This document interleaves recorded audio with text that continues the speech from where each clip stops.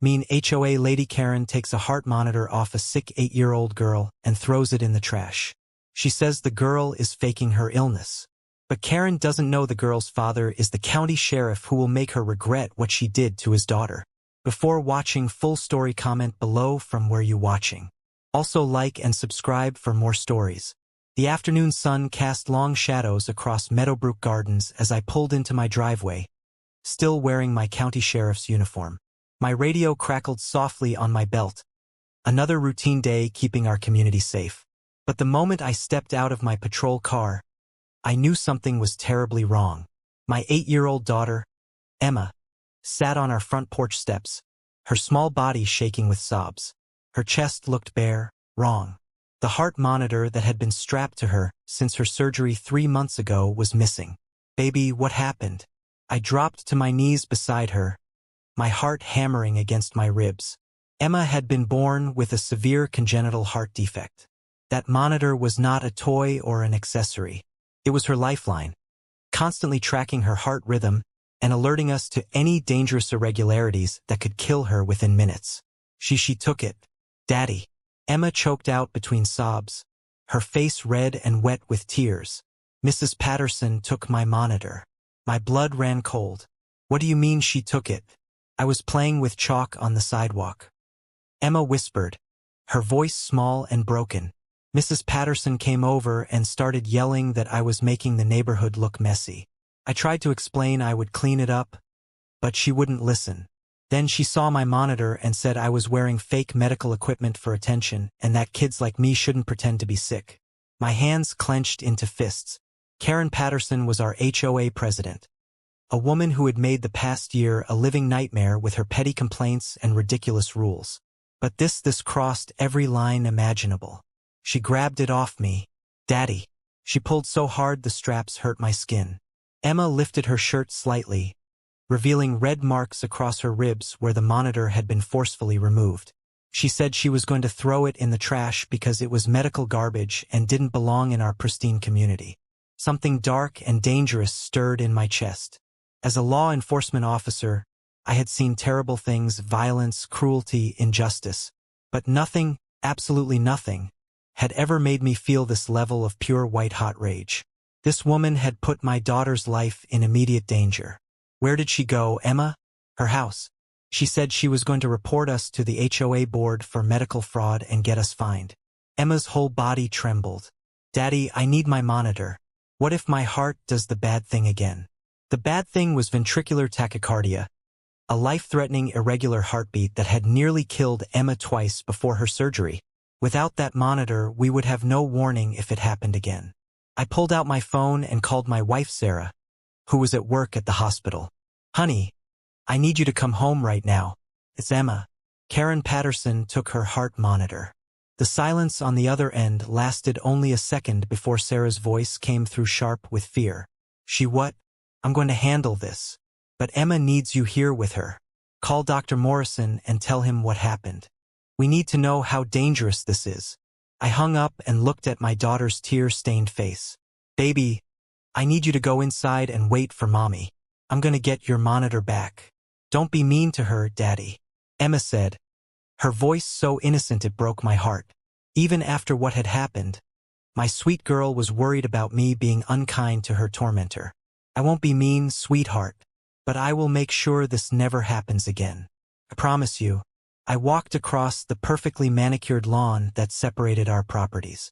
A lawn that Karen had once measured with a ruler to ensure the grass was exactly 2 inches tall as per HOA regulations.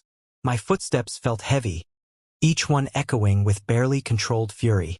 The Patterson house was a monument to superficial perfection. Every shrub trimmed to geometric precision, every flower arranged by color gradient. A home that cared more about appearances than humanity. I rang the doorbell once, twice. On the third ring, Karen Patterson opened the door, her face already twisted into its signature expression of disdain. Oh, it's you, she said, looking me up and down with barely concealed contempt. If you're here about your daughter's little tantrum, I suggest you teach her some respect for community standards. The chalk marks she left on the sidewalk were earled, but there was steel beneath every word. Excuse me? Karen's eyebrows rose in mock surprise. My daughter's heart monitor. The medical device you ripped off her body. Where is it? Karen actually had the audacity to laugh. A sharp, cruel sound that made my jaw clench. Oh, that ridiculous contraption. I've already disposed of it. Honestly, the theatrics you people engage in for attention is absurd. I've seen your daughter running around playing. There's nothing wrong with her heart. You're probably one of those parents who fake medical conditions for sympathy and special treatment. The world seemed to narrow to a pinpoint. Every sound became distant. All I could see was this woman's smug face. All I could hear was her dismissive tone about my daughter's life-threatening condition. You disposed of it, I repeated slowly. Yes. In the dumpster behind the community center where it belongs.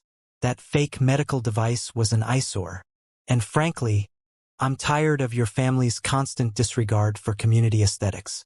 Your daughter's condition, she actually made air quotes, doesn't give her special privileges to clutter up our neighborhood with medical garbage.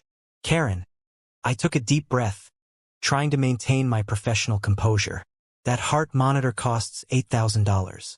More importantly, it's a prescribed medical device that tracks my daughter's heart rhythm after her open heart surgery. Without it, if she has another arrhythmic episode, she could die before we even know something is wrong. For the first time, a flicker of uncertainty crossed Karen's face. Open heart surgery. The child is 8 years old. Don't be ridiculous. I pulled out my phone and showed her a photo.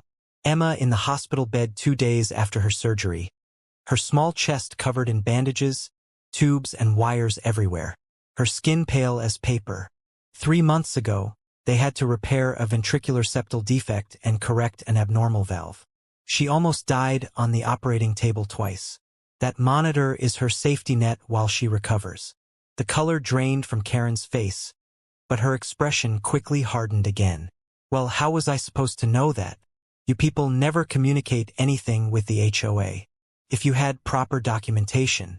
Documentation. My voice rose slightly. You need documentation before you assault a child and steal medical equipment.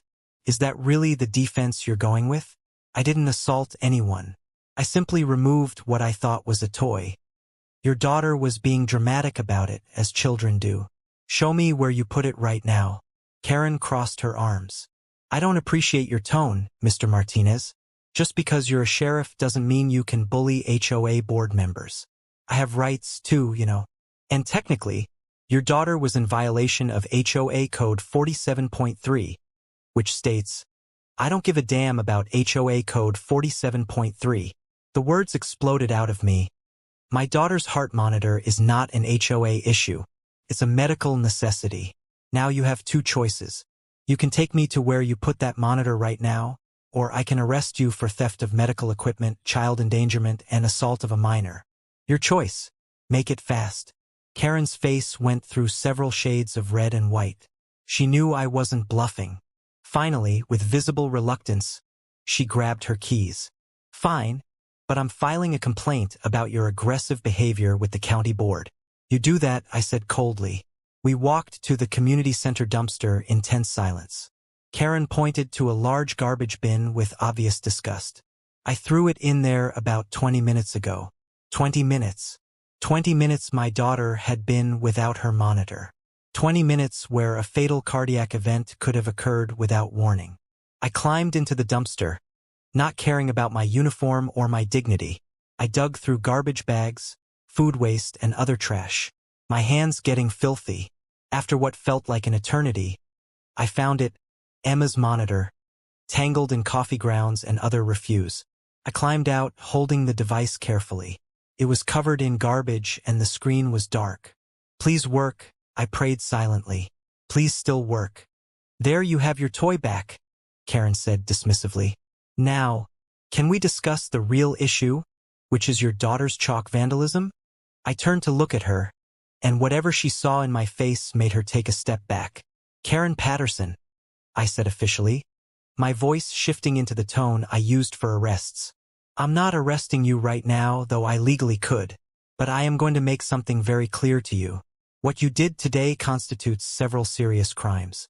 Theft of medical equipment, child endangerment, assault of a minor, possibly attempted manslaughter if my daughter had suffered a cardiac event in the time this monitor was missing. That's ridiculous. I didn't know. You didn't know because you didn't bother to ask. You saw a child with medical equipment and decided in your infinite wisdom that you knew better than her doctors. You physically removed a device from a child's body against her will. That's assault, Karen. Clear and simple. I want to speak to your supervisor, Karen demanded, her voice shaking. Now, by all means, I'll give you the number myself, but here's what's going to happen first. You're going to pay for this monitor to be professionally cleaned and inspected. If it's damaged, you're buying a new one, $8,000. You're also going to write a formal apology to my daughter, and you're going to resign from the HOA board. I will do no such thing. I've been HOA president for 6 years. This community needs my leadership. This community needs a lot of things, I said quietly. Your leadership isn't one of them. You have 48 hours to resign. If you don't, I'll be filing formal charges. And trust me, once the media hears about an HOA president who ripped medical equipment off a child with a heart condition, your reputation will be destroyed anyway. At least this way you can leave with some dignity. I returned home to find Sarah had arrived. She was holding Emma, both of them crying. The moment Emma saw the monitor in my hands, she scrambled out of her mother's arms and ran to me. You got it back, Daddy. You got it back. Sarah took the monitor from me, her hands trembling as she inspected it. It's filthy, but it looks intact. I'll clean it and we'll have Dr. Morrison check it tomorrow. For tonight, Emma stays with me every second. I'll monitor her manually. Sarah was a cardiac nurse. If anyone could keep Emma safe tonight, it was her. But the fear in her eyes mirrored my own. That evening, after Emma was asleep, Sarah and I sat together in the darkness of our living room. What if her heart had? Sarah couldn't finish the sentence. It didn't, I said firmly, pulling her close. Emma's okay this time. But that woman, Daniel, she could have killed our daughter over chalk marks over community aesthetics. Sarah's voice broke. What kind of person does that? The kind of person who values rules more than people, I said bitterly. The kind who thinks being right is more important than being human. Did you really tell her to resign? I did. And if she doesn't, I'll make sure everyone knows what she did. The local news, social media, every platform I can find. People need to know that the woman running their HOA is willing to endanger children's lives to enforce arbitrary rules. Sarah was quiet for a long moment. You know, she'll fight back. Karen doesn't give up power easily. Let her fight. I'm not backing down on this. The next 48 hours were tense. Dr. Morrison confirmed that Emma's monitor was still functional, though it needed recalibration. The marks on Emma's ribs would heal. Physically, she would be fine. Emotionally was another story. Emma became quiet and withdrawn. She refused to play outside. She flinched when she heard Karen's voice from next door. My bright, happy daughter had been traumatized by someone who should have been a trusted adult in our community. On the morning of the third day, I received a certified letter. Karen had not resigned. Instead, she had filed complaints against me with the county sheriff's office, the HOA board, and apparently everyone else she could think of. The letter from the HOA was particularly infuriating. Dear Mr. Martinez, it has come to our attention that your daughter engaged in vandalism of community property chalk on sidewalk and that you have been harassing HOA President Karen Patterson with threats and verbal abuse. Furthermore, your daughter's medical equipment violates HOA Aesthetic Guidelines Code 47.3 regarding visible medical devices in public spaces. We are fining you $500 for the chalk incident and requiring documentation proving your daughter's medical necessity for the heart monitor. Please provide this documentation within 30 days or face additional fines. I stared at the letter in disbelief. They were actually finding us. They were actually demanding medical documentation. They were treating my daughter's life-saving equipment as an aesthetic problem. Sarah read the letter over my shoulder and I felt her body go rigid with rage. They want proof that Emma needs her heart monitor. They want us to prove our daughter's surgery was real. This is Karen's doing. I said she's turning the whole board against us. Then we fight back, Sarah said, her voice cold with determination. We fight back with everything we have. I made a decision that night. If Karen wanted a war, she would get one. But it wouldn't be fought in the shadows with petty complaints and legal loopholes.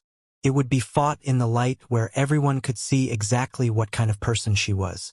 I started by talking to our neighbors, people I had served and protected as county sheriff. I told them what had happened to Emma. I showed them the photos of her surgery, the red marks on her ribs, the monitor covered in garbage. The response was immediate and overwhelming. Mrs. Chun, whose husband I had helped during a medical emergency 2 years ago, was horrified. "That woman took your daughter's heart monitor. Oh my God, Daniel. Emma could have died." The Johnsons, a young couple with twins, were equally outraged. Karen fined us 3 times last year for our kids' toys being visible from the street. We thought she was just strict. But this is evil. Mr. Abdul, a retired teacher who lived 3 houses down, actually had tears in his eyes. I've lived in this neighborhood for 30 years. I've watched it change from a community to a prison. Karen Patterson has turned our HOA into a dictatorship. What she did to Emma is just the worst example of her cruelty. One by one, my neighbors came forward with their own stories of Karen's tyranny. The Williams family had been fined $1,000 for painting their front door blue instead of the HOA-approved beige. Mrs. Rodriguez had been threatened with legal action because her garden gnome was 3.2 in taller than permitted decorative items. The Parkers had almost lost their home when Karen tried to force them into foreclosure over $47 in unpaid HOA dues from a missed invoice. Every story was a testament to Karen's obsession with control and her complete lack of human compassion. But Emma's story was different. Emma's story involved actual physical harm to a child. That made it something people couldn't ignore. I called for an emergency HOA meeting. As county sheriff, I had enough influence to make it happen. Every homeowner in Meadowbrook Gardens received a notice. The meeting was scheduled for the community center, the same building behind which Karen had thrown Emma's monitor in the trash. On the night of the meeting, over 200 people showed up. The community center had never been so full. Karen sat at the head table with her usual board members, looking confident and composed. She didn't realize what was coming. I stood up when it was time for community comments. "Good evening, everyone. My name is Daniel Martinez. Most of you know me as your county sheriff. Tonight I'm here as a father." The room went completely silent. I pulled out my phone and projected photos onto the screen behind the board. Emma in her hospital bed after surgery. Tubes and wires everywhere. Emma's heart monitor diagram showing the complex medical device that tracked her vital signs. The red marks on her ribs where the monitor had been forcefully removed. The monitor itself covered in garbage. 3 days ago, my 8-year-old daughter Emma was playing with chalk on our sidewalk. She has a severe heart condition and recently underwent open heart surgery. She wears a prescribed medical monitor that tracks her heart rhythm and alerts us to potentially fatal irregularities. I could see Karen shifting uncomfortably in her seat. HOA President Karen Patterson approached my daughter and accused her of faking her medical condition for attention. She then physically removed Emma's heart monitor from her body, leaving marks on her skin. She threw this $8,000 medical device in the garbage. She told my daughter that her fake medical equipment didn't belong in our pristine community. Gasps echoed through the room. People turned to stare at Karen, whose face had gone pale.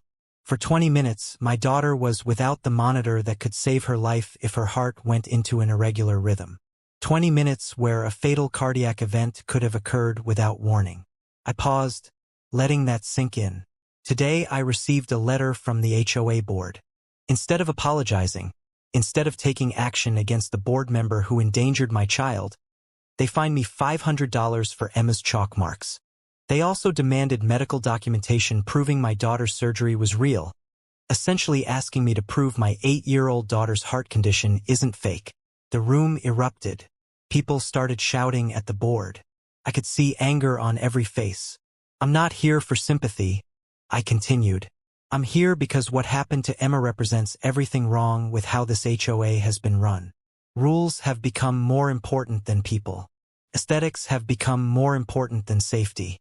Power has corrupted the very purpose of a homeowners association, which should be to create a safe, welcoming community, not a dictatorship where children's lives don't matter. I looked directly at Karen. I'm calling for an immediate vote of no confidence in the current HOA board, specifically Karen Patterson, and I'm proposing new leadership that actually cares about the people in this community, not just the color of their front doors. Karen stood up, her face flushed with anger and embarrassment. This is a smear campaign. Mr. Martinez is using his position as sheriff to bully me and manipulate this community. Yes, I made a mistake, but I didn't know about his daughter's condition. He's blowing this completely out of proportion. Mrs. Chin stood up from the audience. You didn't know because you didn't ask. You saw a child with medical equipment and decided you knew better than her doctors. Mr. Abdul rose next. Karen, you've been finding people and threatening them for years. You've made this neighborhood miserable. What you did to Emma was just the final straw. One by one, people stood up and shared their stories. The room became a chorus of complaints about Karen's leadership, her arbitrary fines, her cruel enforcement of trivial rules, her complete lack of compassion or common sense. Karen tried to defend herself, but her voice was drowned out. Finally, one of the other board members, a man named Tom Rise, who had always seemed uncomfortable with Karen's methods, stood up. I move for an immediate vote of no confidence in Karen Patterson as HOA president. Seconded, said another board member. The vote was called. Out of 200 homeowners present, 197 voted for Karen's removal. Only 3 voted against Karen herself and 2 of her closest allies. It was the most lopsided vote in the HOA's history. Karen stood there stunned as the reality sank in. She had lost everything. Her position, her power, her reputation. This isn't over, she said, her voice shaking. I'll sue. I'll take this to court. You can't just we can, Tom Rise said calmly. The HOA bylaws allow for removal of board members by majority vote. This vote was legal and binding. You're no longer president, Karen. It's time to go.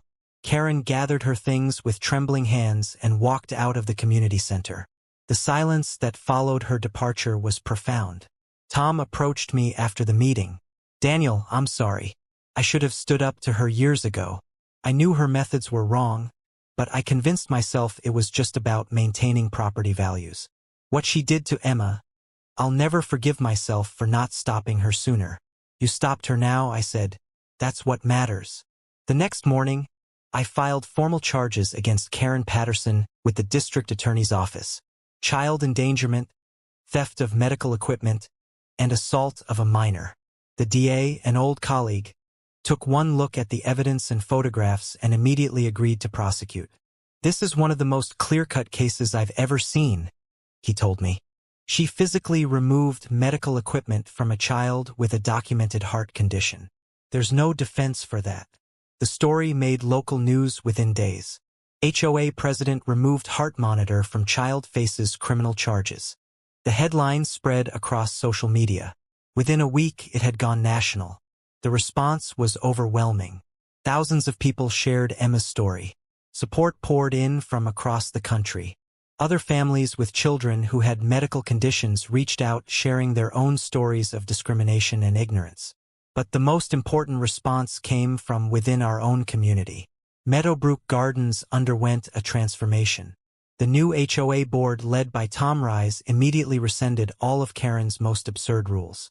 The chalk drawings on sidewalks were not only allowed but encouraged.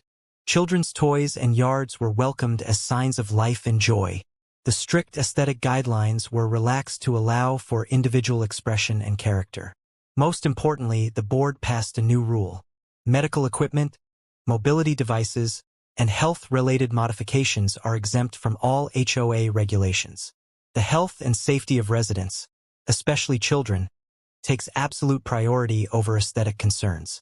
They called it Emma's Law. Karen's trial came 3 months later. I sat in the courtroom with Sarah and Emma. My daughter was wearing her heart monitor, cleaned, recalibrated, and functioning perfectly. She held my hand tightly as the prosecutor presented the case. The evidence was damning. Photos of Emma after surgery. Medical records documenting her heart condition. The monitor itself shown covered in garbage. Testimony from Dr. Morrison about how dangerous it was for Emma to be without the device. And Emma's own testimony delivered in a small but steady voice about how scared she had been when Mrs. Patterson took her monitor. Karen's lawyer tried to argue that it was all a misunderstanding, that Karen hadn't known about Emma's condition, that she had thought the monitor was a toy. But the prosecutor destroyed that defense with one simple question. Mrs. Patterson, when you saw what you thought was a toy strapped to a child's chest with medical-grade straps, did you at any point think to ask the child what it was before you removed it? Karen had no answer.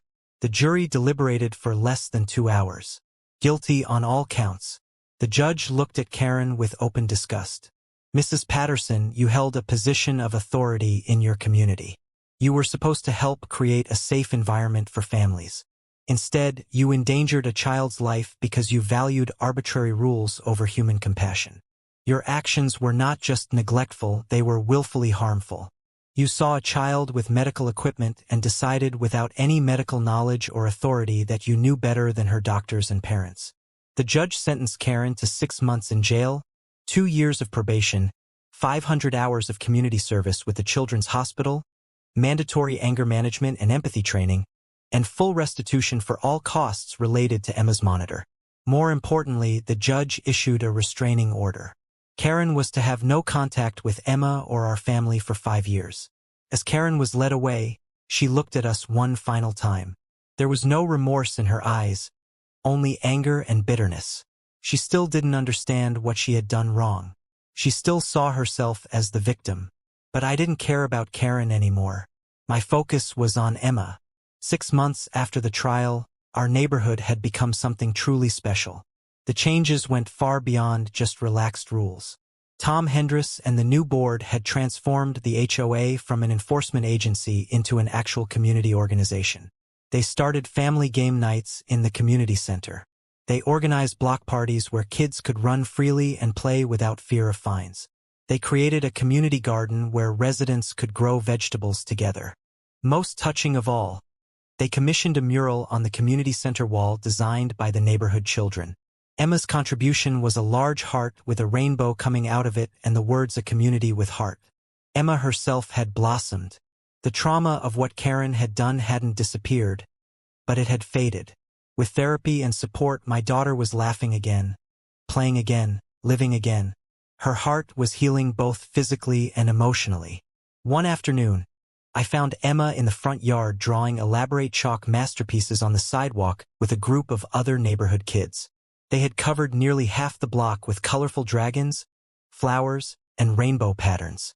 Mrs. Chin came by with lemonade for the kids. She smiled at me. Can you imagine? 6 months ago, this would have gotten us all fine. Now it's just kids being kids. This is what a neighborhood should be. Sarah came out to join me and we watched Emma laugh with her friends. The monitor was still strapped to her chest, visible under her light summer dress. But now other kids asked about it with curiosity instead of judgment. Emma explained it proudly, teaching them about her heart and her surgery. She's going to be okay, Sarah said softly, taking my hand. She's going to be more than okay, I replied. She's going to be extraordinary. A year after everything had happened, I was invited to speak at a national HOA convention about the importance of putting people over rules. Emma came with me. When it was her turn to speak, my 8-year-old daughter walked up to the microphone with her head held high.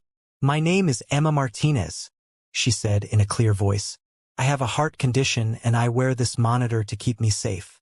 Last year, someone told me I was faking being sick. She said my monitor didn't belong in our community. She hurt me and threw my monitor in the trash. The room was absolutely silent, but my daddy and my neighbors didn't let her win. They changed our whole community to make it better. Not just for me, but for everyone. Because communities should care about people, not just rules. Emma held up a photo, the community center mural, with her rainbow heart.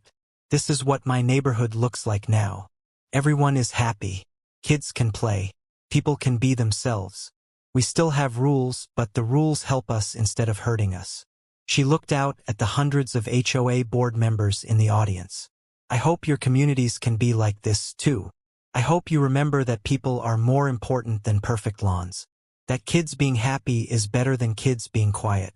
That helping each other is what neighbors are supposed to do. The applause that followed was thunderous.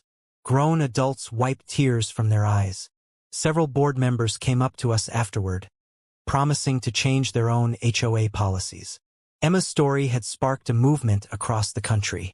HOAs began adopting Emma's law, exempting medical equipment and devices from aesthetic regulations. Others went further, completely restructuring their rules to prioritize community well-being over enforcement. It wasn't perfect. There were still countless HOAs run by people like Karen. But change had begun, started by one little girl's courage and one community's decision to choose compassion over conformity. 3 years have passed since that terrible day. Emma is 11 now, thriving in 6th grade. Her heart has healed well enough that she only needs to wear the monitor during sleep. She plays soccer, takes art classes, and has become an advocate for children with medical conditions. Karen served her time and moved away from Meadowbrook Gardens. I heard she tried to join another HOA board in a different town, but her background check revealed her criminal record. Some things, it seems, have consequences that last. Our neighborhood continues to flourish. Property values actually increased after Karen left. Turns out people prefer to live in warm, welcoming communities rather than perfectly manicured prisons. But the most important change is harder to measure. It's in the way neighbors greet each other with genuine warmth instead of suspicion. It's in the sound of children's laughter echoing through streets that used to be silent. It's in the community garden where Mrs. Rodriguez's gnome, now proudly displayed, watches over tomatoes and peppers growing in cheerful chaos. Every year on the anniversary of Emma's law passing, we have a neighborhood celebration. Kids cover the sidewalks with chalk art. Families share food and stories. And in the center of it all, Emma's mural reminds us of what we fought for: a community with heart. One evening, as I tucked Emma into bed, she looked up at me with those wise eyes that had seen too much pain for one so young. "Daddy, do you think Mrs. Patterson ever understood why what she did was wrong?" I thought about it carefully. "I don't know, baby. Some people never learn. But that's not your burden to carry." "I don't hate her anymore," Emma said softly. "I feel sad for her. She must be very lonely, caring more about rules than people." I kissed my daughter's forehead, my heart swelling with pride. Despite everything she had been through, Emma had somehow emerged with her compassion intact. She had every reason to be bitter, to be angry, to be broken. Instead, she chose empathy. "You have the biggest heart, Emma," I whispered. "And I don't just mean because of your surgery." She smiled sleepily. "A community with heart. Remember, always, baby, always." As I left her room, I paused to look back at my daughter, peaceful and safe, her monitor humming softly with each steady heartbeat. That sound, once a symbol of fear and fragility, had become a lullaby of hope. In the end, Karen had tried to break us. Instead, she had shown us exactly what we needed to become. She had tried to enforce rules that divided us. Instead, she had united us in a common cause. She had tried to throw away a child's lifeline. Instead, she had become the catalyst for a community finding its heart. And somewhere in that story, in the pain and the struggle and the ultimate triumph, was the greatest lesson of all. That cruelty can be defeated not with more cruelty, but with courage, compassion, and a community that chooses to stand together. Emma's law wasn't just about medical equipment. It was about remembering that behind every rule, every regulation, every policy, there are real people with real lives and real hearts that beat with the same hopes and fears we all share. It was about choosing humanity over bureaucracy, compassion over conformity, love over law. It was about being a community with heart. And in our little neighborhood in Meadowbrook Gardens, that's exactly what we had become.